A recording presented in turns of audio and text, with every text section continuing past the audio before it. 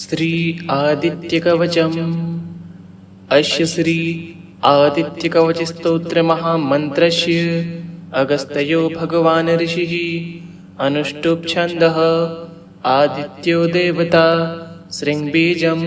णिं शक्तिः सोमकीलकं मम आदित्यप्रसादसिद्ध्यर्थे जपे विनियोगः। जपाकुसुमसङ्काशं द्विभुजं पद्महस्तकं सिन्दूराम्बरमाल्यं च रक्तगन्धानुलेपनं माणिक्यरत्नखचित सर्वाभरणभूषितं सप्तास्वरथवाहं तु मेरुं चैव प्रदक्षिणं देवासुरवरैर्वन्द्यं घृणिभिः परिसेवितं ध्यायेत् पठे सुवर्णाभं सूर्यस्य कवचं मुदा घृणे पातु शिरोदेशे सूर्यः पातु ललाटकम् आदित्यो लोचने पातु श्रुति पातु दिवाकरः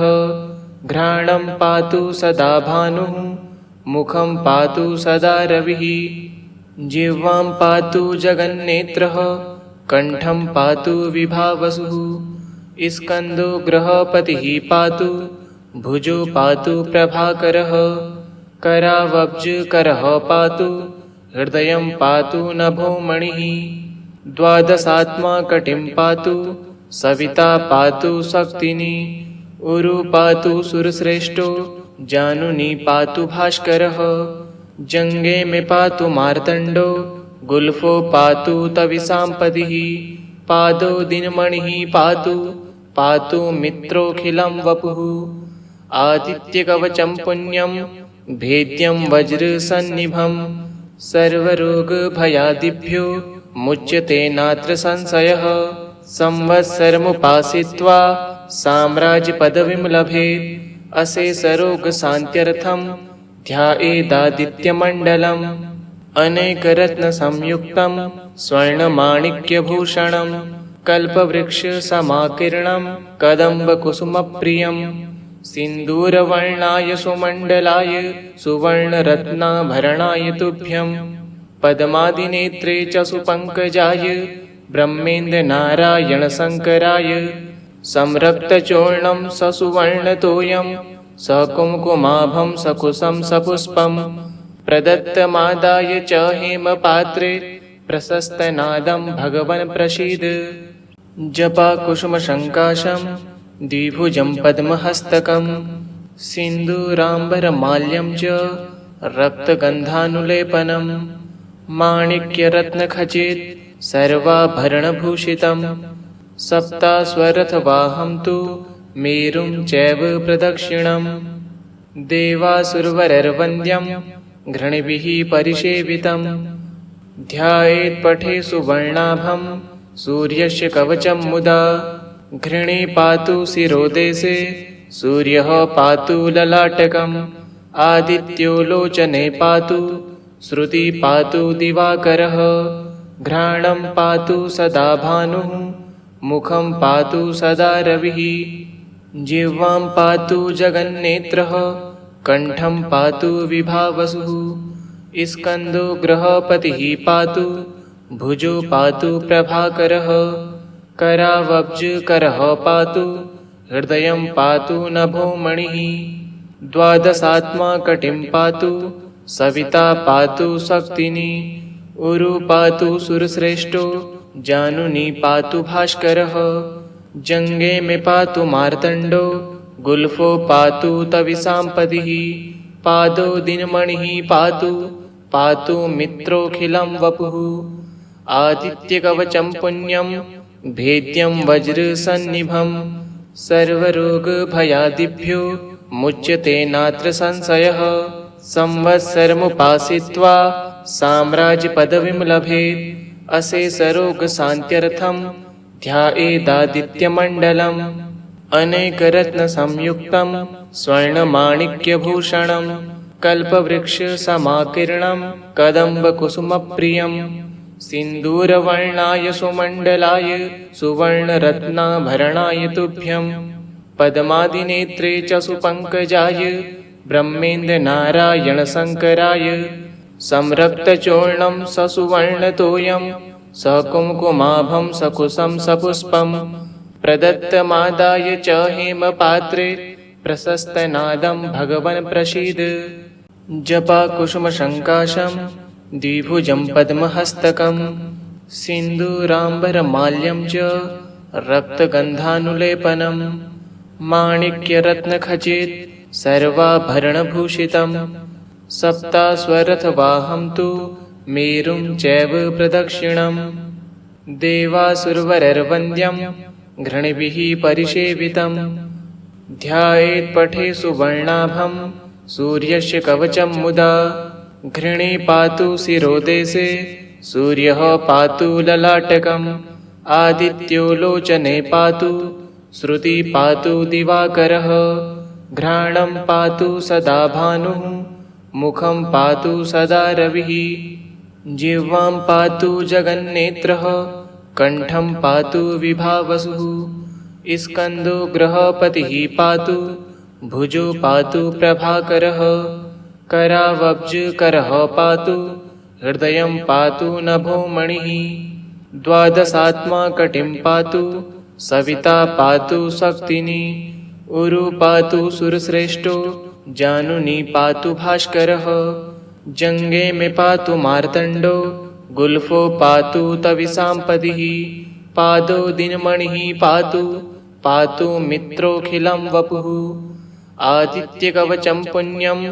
भेद्यं वज्रसन्निभं सर्वरोगभयादिभ्यो मुच्यते नात्र संशयः संवत्सरमुपासित्वा साम्राज्यपदवीं लभेत् अशेषरोगशान्त्यर्थं ध्यायेदादित्यमण्डलम् अनेकरत्नसंयुक्तं स्वर्णमाणिक्यभूषणं कल्पवृक्षसमाकीर्णं कदम्बकुसुमप्रियं सिन्दूरवर्णाय सुमण्डलाय सुवर्णरत्नाभरणाय तुभ्यं पद्मादिनेत्रे च सुपङ्कजाय ब्रह्मेन्द्रनारायणशङ्कराय संरक्तचूर्णं ससुवर्णतोयं सकुङ्कुमाभं सकुशं सपुष्पं प्रदत्तमादाय च हेमपात्रे प्रशस्तनादं भगवन् प्रसीद। जपाकुसुमसङ्काशं द्विभुजं पद्महस्तकं सिन्दूराम्बरमाल्यं च रक्तगन्धानुलेपनं माणिक्यरत्नखचित सर्वाभरणभूषितं सप्ताश्वरथवाहं तु मेरुं चैव प्रदक्षिणं देवासुरवरैर्वन्द्यं घृणिभिः परिसेवितं ध्यायेत् पठे सुवर्णाभं सूर्यस्य कवचं मुदा घृणे पातु शिरोदेशे सूर्यः पातु ललाटकम् आदित्यो लोचने पातु श्रुति पातु दिवाकरः घ्राणं पातु सदा भानुः मुखं पातु सदा रविः जिह्वां पातु जगन्नेत्रः कण्ठं पातु विभावसुः स्कन्दो गृहपतिः पातु भुजो पातु प्रभाकरः करावब्जकरः पातु हृदयं पातु नभो मणिः द्वादशात्मा कटिं पातु सविता पातु शक्तिनी उरु पातु सुरश्रेष्ठो जानुनी पातु भास्करः जङ्गे मे पातु मार्तण्डो गुल्फो पातु तविसाम्पदिः पादो दिनमणिः पातु पातु मित्रोऽखिलं वपुः आदित्यकवचं पुण्यं भेद्यं वज्रसन्निभं सर्वरोगभयादिभ्यो मुच्यते नात्र संशयः संवत्सरमुपासित्वा साम्राज्यपदवीं लभेत् अशेषरोगशान्त्यर्थं ध्यायेदादित्यमण्डलम् अनेकरत्नसंयुक्तं स्वर्णमाणिक्यभूषणं कल्पवृक्षसमाकीर्णं कदम्बकुसुमप्रियं सिन्दूरवर्णाय सुमण्डलाय सुवर्णरत्नाभरणाय तुभ्यं पद्मादिनेत्रे च सुपङ्कजाय ब्रह्मेन्द्रनारायणशङ्कराय संरक्तचूर्णं ससुवर्णतोयं सकुङ्कुमाभं सकुशं सपुष्पं प्रदत्तमादाय च हेमपात्रे प्रशस्तनादं भगवन् प्रसीद। जपाकुसुमसङ्काशं द्विभुजं पद्महस्तकं सिन्दूराम्बरमाल्यं च रक्तगन्धानुलेपनं माणिक्यरत्नखचित सर्वाभरणभूषितं सप्तास्वरथवाहं तु मेरुं चैव प्रदक्षिणम् देवासुरवरैर्वन्द्यं घृणिभिः परिसेवितं ध्यायेत् पठे सुवर्णाभं सूर्यस्य कवचं मुदा घृणे पातु शिरोदेशे सूर्यः पातु ललाटकम् आदित्यो लोचने पातु श्रुति पातु दिवाकरः घ्राणं पातु सदा भानुः मुखं पातु सदा रविः जिह्वां पातु जगन्नेत्रः कण्ठं पातु विभावसुः स्कन्दो गृहपतिः पातु भुजो पातु प्रभाकरः करावब्जकरः पातु हृदयं पातु नभोमणिः द्वादशात्मा कटिं पातु सविता पातु शक्तिनी उरु पातु सुरश्रेष्ठो जानुनी पातु भास्करः जङ्गे मे पातु मार्तण्डो गुल्फो पातु तविसाम्पतिः पादो दिनमणिः पातु पातु मित्रोऽखिलं वपुः आदित्यकवचं पुण्यं भेद्यं वज्रसन्निभं सर्वरोगभयादिभ्यो मुच्यते नात्र संशयः संवत्सरमुपासित्वा साम्राज्यपदवीं लभेत् अशेषरोगशान्त्यर्थं ध्यायेदादित्यमण्डलम् अनेकरत्नसंयुक्तं स्वर्णमाणिक्यभूषणं कल्पवृक्षसमाकीर्णं कदम्बकुसुमप्रियं सिन्दूरवर्णाय सुमण्डलाय सुवर्णरत्नाभरणाय तुभ्यं पद्मादिनेत्रे च सुपङ्कजाय ब्रह्मेन्द्रनारायणशङ्कराय संरक्तचूर्णं ससुवर्णतोयं सकुङ्कुमाभं सकुशं सपुष्पं प्रदत्तमादाय च हेमपात्रे प्रशस्तनादं भगवन् प्रसीद जपाकुसुमसङ्काशं द्विभुजं पद्महस्तकं सिन्दूराम्बरमाल्यं च रक्तगन्धानुलेपनं माणिक्यरत्नखचित सर्वाभरणभूषितं सप्तास्वरथवाहं तु मेरुं चैव प्रदक्षिणम् देवासुरवरैर्वन्द्यं घृणिभिः परिसेवितं ध्यायेत् पठे सुवर्णाभं सूर्यस्य कवचं मुदा घृणे पातु शिरोदेशे सूर्यः पातु ललाटकम् आदित्यो लोचने पातु श्रुति पातु दिवाकरः घ्राणं पातु सदा भानुः मुखं पातु सदा रविः जिह्वां पातु जगन्नेत्रः कण्ठं पातु विभावसुः स्कन्दो गृहपतिः पातु भुजो पातु प्रभाकरः करावब्जकरः पातु हृदयं पातु नभोमणिः द्वादशात्मा कटिं पातु सविता पातु शक्तिनी उरु पातु सुरश्रेष्ठो जानुनी पातु भास्करः जङ्गे मे पातु मार्तण्डो गुल्फो पातु तविसाम्पतिः पादो दिनमणिः पातु पातु मित्रोऽखिलं वपुः आदित्यकवचं पुण्यं भेद्यं वज्रसन्निभं सर्वरोगभयादिभ्यो मुच्यते नात्र संशयः संवत्सरमुपासित्वा साम्राज्यपदवीं लभेत् अशेषरोगशान्त्यर्थं ध्यायेदादित्यमण्डलम् अनेकरत्नसंयुक्तं स्वर्णमाणिक्यभूषणं कल्पवृक्षसमाकीर्णं कदम्बकुसुमप्रियं सिन्दूरवर्णाय सुमण्डलाय सुवर्णरत्नाभरणाय तुभ्यं पद्मादिनेत्रे च सुपङ्कजाय ब्रह्मेन्द्रनारायणशङ्कराय संरक्तचूर्णं ससुवर्णतोयं सकुङ्कुमाभं सकुशं सपुष्पं प्रदत्तमादाय च हेमपात्रे प्रशस्तनादं भगवन् प्रसीद जपाकुसुमसङ्काशं द्विभुजं पद्महस्तकं सिन्दूराम्बरमाल्यं च रक्तगन्धानुलेपनं माणिक्यरत्नखचित सर्वाभरणभूषितं सप्तास्वरथवाहं तु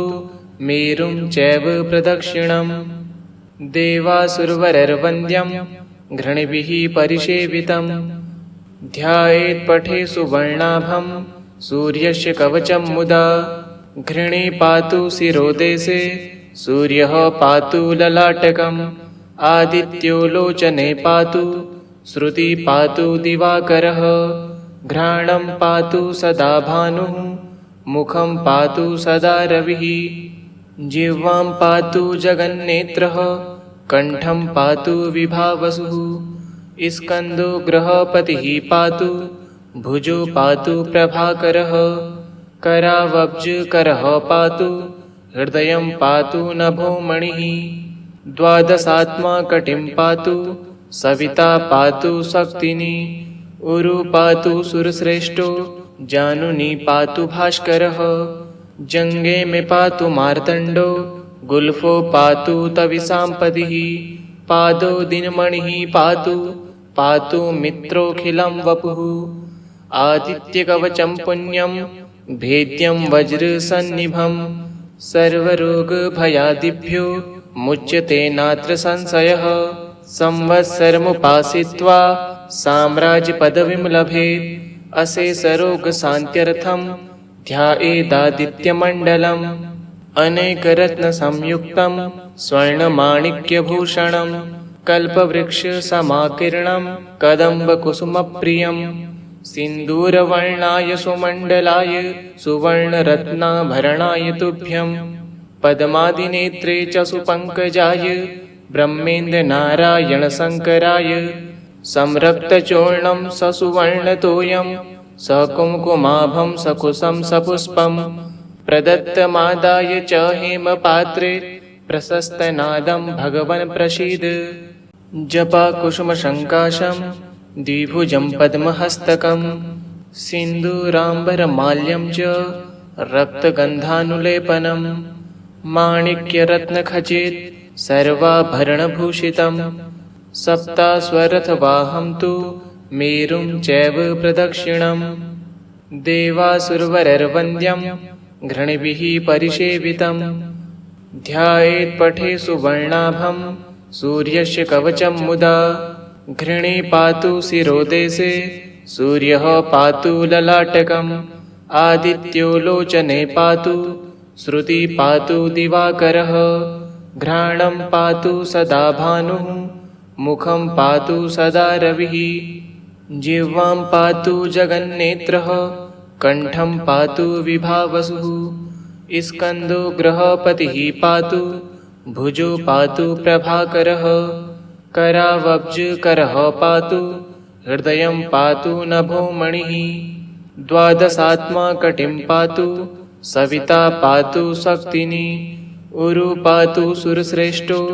जानुनी पातु भास्करः जङ्गे मे पातु मार्तण्डो गुल्फो पातु तविसाम्पदिः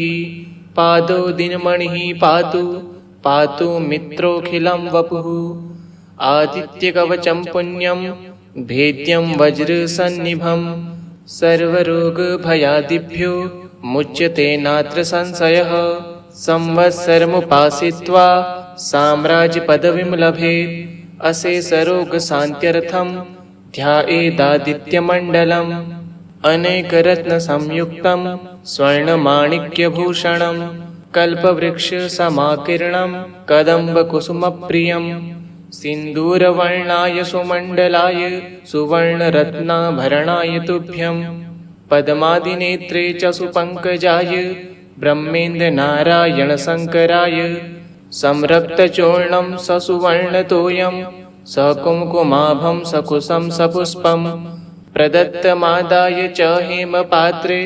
प्रशस्तनादं भगवन् प्रसीद जपाकुसुमसङ्काशं द्विभुजं पद्महस्तकं सिन्दूराम्बरमाल्यं च रक्तगन्धानुलेपनं माणिक्यरत्नखचित सर्वाभरणभूषितं सप्ताश्वरथवाहं तु मेरुं चैव प्रदक्षिणं देवासुरवरैर्वन्द्यं घृणिभिः परिसेवितं ध्यायेत् पठे सुवर्णाभं सूर्यस्य कवचं मुदा घृणे पातु शिरोदेशे सूर्यः पातु ललाटकम् आदित्यो लोचने पातु श्रुति पातु दिवाकरः घ्राणं पातु सदा भानुः मुखं पातु सदा रविः जिह्वां पातु जगन्नेत्रः कण्ठं पातु विभावसुः स्कन्दो गृहपतिः पातु भुजो पातु प्रभाकरः करावब्जकरः पातु हृदयं पातु नभो मणिः द्वादशात्मा कटिं पातु सविता पातु शक्तिनी उरु पातु सुरश्रेष्ठो जानुनी पातु भास्करः जङ्गे मे पातु मार्तण्डो गुल्फो पातु तविसाम्पदिः पादो दिनमणिः पातु पातु मित्रोऽखिलं वपुः आदित्यकवचं पुण्यं भेद्यं वज्रसन्निभं सर्वरोगभयादिभ्यो मुच्यते नात्र संशयः संवत्सरमुपासित्वा साम्राज्यपदवीं लभेत् अशेषरोगशान्त्यर्थं ध्यायेदादित्यमण्डलम् अनेकरत्नसंयुक्तं स्वर्णमाणिक्यभूषणं कल्पवृक्षसमाकीर्णं कदम्बकुसुमप्रियं सिन्दूरवर्णाय सुमण्डलाय सुवर्णरत्नाभरणाय तुभ्यं पद्मादिनेत्रे च सुपङ्कजाय ब्रह्मेन्द्रनारायणशङ्कराय संरक्तचूर्णं ससुवर्णतोयं सकुङ्कुमाभं सकुशं सपुष्पं प्रदत्तमादाय च हेमपात्रे प्रशस्तनादं भगवन् प्रसीद जपाकुसुमसङ्काशं द्विभुजं पद्महस्तकं सिन्दूराम्बरमाल्यं च रक्तगन्धानुलेपनं माणिक्यरत्नखचित सर्वाभरणभूषितं सप्तास्वरथवाहं तु मेरुं चैव प्रदक्षिणं देवासुरवरैर्वन्द्यं घृणिभिः परिसेवितं ध्यायेत्पठे सुवर्णाभं सूर्यस्य कवचं मुदा घृणे पातु शिरोदेशे सूर्यः पातु ललाटकम् आदित्यो लोचने पातु श्रुति पातु दिवाकरः घ्राणं पातु सदा भानुः मुखं पातु सदा रविः जिह्वां पातु जगन्नेत्रः कण्ठं पातु विभावसुः स्कन्दो गृहपतिः पातु भुजो पातु प्रभाकरः करावब्जकरः पातु हृदयं पातु नभो मणिः द्वादशात्मा कटिं पातु सविता पातु शक्तिनी उरु पातु सुरश्रेष्ठो जानुनी पातु भास्करः जङ्गे मे पातु मार्तण्डो गुल्फो पातु तविसाम्पदिः पादो दिनमणिः पातु पातु मित्रोऽखिलं वपुः आदित्यकवचं पुण्यं भेद्यं वज्रसन्निभं सर्वरोगभयादिभ्यो मुच्यते नात्र संशयः संवत्सरमुपासित्वा साम्राज्यपदवीं लभेत् अशेषरोगशान्त्यर्थं ध्यायेदादित्यमण्डलम् अनेकरत्नसंयुक्तं स्वर्णमाणिक्यभूषणं कल्पवृक्षसमाकीर्णं कदम्बकुसुमप्रियं सिन्दूरवर्णाय सुमण्डलाय सुवर्णरत्नाभरणाय तुभ्यं पद्मादिनेत्रे च सुपङ्कजाय ब्रह्मेन्द्रनारायणशङ्कराय संरक्तचूर्णं ससुवर्णतोयं सकुङ्कुमाभं सकुशं सपुष्पं प्रदत्तमादाय च हेमपात्रे प्रशस्तनादं भगवन् प्रसीद इति श्री आदित्यकवचं श्री सूर्यार्पणमस्तु।